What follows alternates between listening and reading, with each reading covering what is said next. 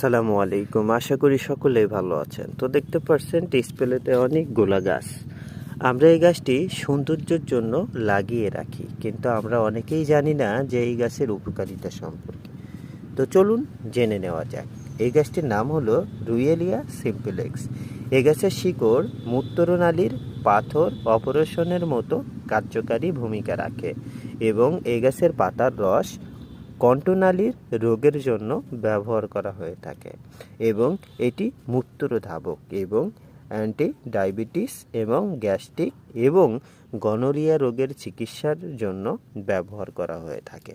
তাহলে বুঝতে পারলেন যে এই গাছটি কত উপকারী। তো ভিডিওটি ভালো লাগলে চ্যানেলটি সাবস্ক্রাইব করে চ্যানেলের সাথে থাকুন এবং যে কোনো সমস্যার বিষয়ে এবং যে কোনো বিষয়ে আপনারা আমার সাথে যোগাযোগ করতে পারেন।